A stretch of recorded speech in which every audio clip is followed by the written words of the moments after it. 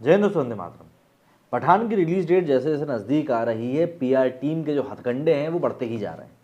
कई लोगों के दिमाग में ये सवाल भी उठ रहा है कि जब पठान की रिलीज इतने नज़दीक आ चुकी है, उसके बावजूद उसका ट्रेलर अभी तक क्यों रिलीज नहीं किया गया है। अधिकतर लोगों का मानना है कि ट्रेलर को सिर्फ इसीलिए रिलीज नहीं किया जा रहा है कि किसी भी प्रकार की नई कंट्रोवर्सी मूवी के ठीक पहले खड़ी ना हो जाए। दरअसल बेशरम रंग गाने के बाद इस प्रकार का विरोध देखने के लिए मिला है। शाहरुख खान के भी दिमाग में ये बात जरूर आई होगी कि यार आखिर ये चल क्या रहा है, क्योंकि हर कोई इस समय एक सुर में इनकी मूवी का विरोध करता हुआ दिखाई दे रहा था। हालांकि बेशरम रंग गाने के बाद में भगवा बिकनी का जो पूरा विवाद खड़ा हुआ, उसके बाद विवाद थोड़ा ठंडा पड़ता गया। लेकिन अब एक नया ही प्रकार की न्यूज़ सामने आई है। दरअसल कल जब मैं ऐसी आर्टिकल्स देख रहा था, तब एक आर्टिकल के ऊपर मेरी नज़र पड़ी। उसमें लिखा हुआ था कि भाई पठान के एडवांस बुकिंग शुरू हुई और जो शोज़ हैं वो हाउसफुल हो गए। अब दिमाग में मेरे ये आया कि यार इंडिया इतना बड़ा देश है, अगर इसकी एडवांस बुकिंग शुरू हुई भी है तो हाउसफुल कैसे हो जाएगी मूवी। और सबसे बड़ा ट्रेलर तो अभी तक आया ही नहीं है। उसके बाद जब पढ़ा तो पता चला कि भैया उसमें तो किसी विदेश की बात हो रही थी कि भैया फलां जगह पर एडवांस बुकिंग चालू हुई है। मतलब भारत की मूवी होकर भारत में शुरू नहीं हुई, फलां जगह पर एडवांस बुकिंग शुरू हुई है और उस जगह के जितने थिएटर थे वो सबके सब हाउसफुल हो चुके। मतलब आप समझिए इस बात को कि ये आपके सबकॉन्शियस माइंड में ये बिठाना चाहना है कि भैया पठान तो हिट मूवी है, जब बाहर के लोग खरीद सकते हैं तुम क्यों नहीं खरीद सकते। तो यहाँ पर आप अगर शाहरुख खान की पठान के लिए जो पीआर टीम है उसकी तारीफ नहीं करेंगे ना, तो आप गलत होंगे। क्योंकि वो इस प्रकार की हेडलाइंस रच रहे हैं कि आपको आपके दिमाग में इस बात को बैठा दिया जाएगा कि भैया आपकी मूवी जो है वो मतलब एक नंबर की हिट जा रही है पठान, और आपको इस बात को मानना पड़ेगा। पठान की हेडलाइन हंटिंग पीआर की जितनी तारीफ की जाए कम है। कहा जा सकता है कि पठान के प्रचार में दिल खोलकर पैसा खर्च किया जा रहा है और स्मार्ट लोग काम कर रहे हैं। फिल्म के कंटेंट से लेकर प्रमोशनल एक्टिविटीज तक जो कुछ भी नजर आ रहा है वो एकदम जबरदस्त रणनीति का हिस्सा है। कमाल की रणनीति। इसे देखकर समझा जा सकता है कि शाहरुख खान बॉलीवुड के इकलौते इंटरनेशनल अभिनेता हैं जिनकी साख का देश विदेश की टिकट खिड़की पर कोई जवाब नहीं। वे ओवरसीज के घोषित किंग हैं। उनके महिमागान में फिल्म पत्रकारों ने इतने विशेषण इजाद किए हैं कि अब तक के लिए लिखा जाए तो पन्ने कम पड़ जाएंगे। जबकि हवा हवाई स्थापना से अलग जमीनी हकीकत यह है कि शाहरुख के 3 दशक पुराने करियर में एक भी फिल्म नजर नहीं आती जिसने 250 करोड़ की कमाई करी। बॉलीवुड के इतिहास में सबसे बड़े बैनर्स के साथ सबसे ज्यादा महंगी फिल्में करने वाले शाहरुख के करियर में 2-3 फिल्में भी नहीं हैं जिन्होंने 200 करोड़ से ज्यादा की कमाई करी। कारोबारी लिहाज से शाहरुख के करियर में इकलौती फिल्म चेन्नई एक्सप्रेस है जिसने देसी बॉक्स ऑफिस पर सबसे ज्यादा यानी कि 227 करोड़ रुपए का कलेक्शन निकाला था। इस तरह से टिकट खिड़की पर यही उनकी आखिरी सफलता भी है। ये फिल्म उन्होंने रोहित शेट्टी के साथ भी करी, जिन्हें बॉलीवुड का मैजिकल मनी मेकर कहा जाता है। चेन्नई एक्सप्रेस के बाद से अब तक सिर्फ इकलौती रईस है जो टिकट खिड़की पर सेमी हिट थी। किंग खान के ओवरसीज रिकॉर्ड को खंगालें तो साल 2015 में आई दिलवाले सबसे ज्यादा कमाई करने वाली मूवी। इसने 25 करोड़ से कुछ ज्यादा कमाए थे। ये भी फिल्म रोहित शेट्टी की थी। इसके बाद माय नेम इज खान ने करीब 23 करोड़ रुपए ओवरसीज मार्केट में कमाए। बाकी फिल्मों का कलेक्शन 13 करोड़ से लेकर 14 लाख के बीच में नजर आता है। इसमें भी 10 करोड़ से कम कमाने वाली फिल्मों की तादाद सबसे ज्यादा है।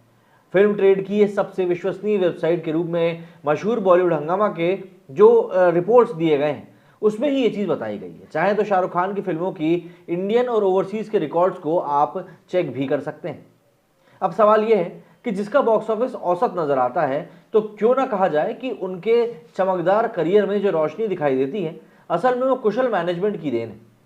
दुर्भाग्य से पिछले 9 साल से वो रोशनी भी फीकी नजर आती है। इसके उलट शाहरुख और उनकी पठान को लेकर मीडिया की रिपोर्टिंग्स देखें तो एक करिश्माई तस्वीर नजर आती है। और वो क्या है, अब आप सीधी सीधी बात करिए, समझने की कोशिश भी करिए। पठान के प्रमोशन में इंटरनेशनल स्टार के रूप में शाहरुख को लेकर जो दावे किए जा रहे हैं, आंकड़े उनकी सीधे सीधे तौर पर हवा निकालने वाले हैं। लेकिन सवाल यह है कि जब शाहरुख इतने बड़े स्टार हैं और वो भी इंटरनेशनल लेवल के, फिर उनकी फिल्में सिनेमाघरों में आखिर कमाई क्यों नहीं कर पाती। पिछले 9 साल से वे लगातार सफलताओं का कीर्तिमान क्यों बनाते जा रहे हैं। बावजूद पठान का पीआर देखिए तो लगता है कि उन्होंने अतीत में ना भूतों न भविष्यती टाइप का रिकॉर्ड बनाया है। क्या ये पैसे और प्रबंधन का कमाल है? फिलहाल फिल्म की पत्रकारिता की तरफ अगर हम देखें तो आपको सिर्फ अंधभक्ति ही नजर आएगी और कुछ भी नहीं। और सब कुछ शाहरुख के पक्ष में है, इस कदर पक्ष में है कि बस क्या पूछे। बेशर्म रंग की वजह से पठान का जमकर विरोध हुआ। बॉयकॉट ट्रेंड के आधार पर यह लगभग तय माना जा रहा है कि जिस तरह का माहौल बना हुआ है, शाहरुख को नुकसान तो थोड़ा बहुत उठाना ही पड़ेगा। मेकर्स में भी एक प्रकार का डर है।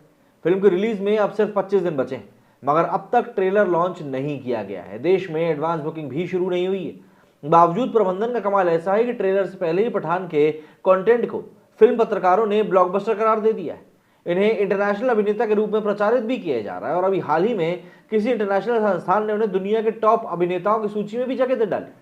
पठान की रिलीज से ठीक पहले ही इस सूची को आना था, मतलब हम तो जैसे बेवकूफ बैठे हैं। नहीं मालूम कि देश में आखिर कितने लोगों को इस अंतर्राष्ट्रीय संस्था के बारे में जानकारी होगी। कोई बता रहा है कि शाहरुख ओवरसीज के बादशाह और खाड़ी के किंग हैं, तो कोई बता रहा है कि उनकी फिल्म भारत में बॉयकॉट की वजह से भले थोड़ा कम कारोबार करे, मगर शाहरुख की फिल्म के नुकसान की भरपाई तो गल्फ कंट्री से ही हो जाएगी। अन्य ओवरसीज मार्केट में भी जबरदस्त कमाई होगी। बॉलीवुड केंद्रित अंग्रेजी की तमाम वेबसाइट्स ने लगभग एक जैसी रिपोर्ट्स एक्सक्लूसिव और ब्रेकिंग के रूप में पब्लिश करी। रिपोर्ट जर्मनी में पठान की एडवांस बुकिंग से जुड़ी हुई है। इससे तो यही पता चलता है कि शाहरुख का जर्मनी में भी तगड़ा फैन बेस है। फिल्म ट्रेड में दिलचस्पी रखने वाले समझ लें कि सिर्फ यूएस, यूके, कनाडा या ऑस्ट्रेलिया ही नहीं, बल्कि जर्मनी भी बॉलीवुड का तगड़ा फैन बेस हो सकता है। अब देखिए, बॉलीवुड भले ही भारत को रास आए ना आए, लेकिन बाहर तो काफी रास आ रहा है। जर्मनी शाहरुखमय हो चुका है, पठानमय हो चुका है, फ्रांस में भी होगा ही। वैसे भी दीपिका पादुकोण मशहूर फ्रेंच ब्रांड लुई विटॉन की राजदूत भी है। ये रिपोर्ट भी बस कुछ दिनों में आने ही वाली होगी कि तमाम फ्रांस के लोग भी पठान की रिलीज को लेकर मरे जा रहे हैं। पठान को लेकर तमाम खबरें देख लीजिए। ये हेडलाइन हंटिंग पीआर का ही कमाल है कि शाहरुख के पक्ष में समूचा मीडिया माहौल बना हुआ है। ऐसा माहौल बनाया जा रहा है जो कि तथ्यों से सीधे सीधे तौर पर परे है। रिपोर्ट्स में कोई सच्चाई है या प्रोपेगेंडा कुछ कहा नहीं जा सकता, लेकिन सूत्रों के हवाले से बताया गया है कि जर्मनी में पठान की टिकटें एडवांस में हाथों हाथ ली जा रही हैं। जर्मनी में 28 दिसंबर से एडवांस बुकिंग शुरू करी गई। बर्लिन के 7 थिएटर्स के लिए टिकट बेचे गए। रिपोर्ट्स में बताया जा रहा है कि 7 थिएटर्स में 25 जनवरी के शो ऑलमोस्ट हाउसफुल हो चुके हैं।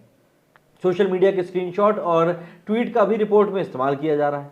अगर जर्मनी में पठान की हाइप ऐसी है तो फिल्म खाड़ी देशों यूके, यूएस, कनाडा, ऑस्ट्रेलिया में सफलता के झंडे गाड़ देगी।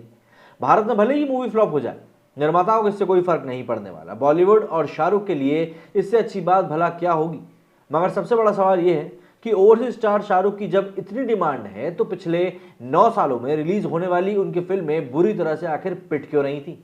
क्यों उनके खाते में चेन्नई एक्सप्रेस के अलावा 200 करोड़ की कोई फिल्म ही नहीं है। क्या 9 साल से शाहरुख की फिल्में विदेशों में रिलीज हो ही नहीं रही थी, या फिर किंग खान साबुन का झाग भर है। शाहरुख खान को बहरूपिया बनने की जरूरत नहीं है, उनको सीधे तौर पर खुलकर राजनीति करने की जरूरत है।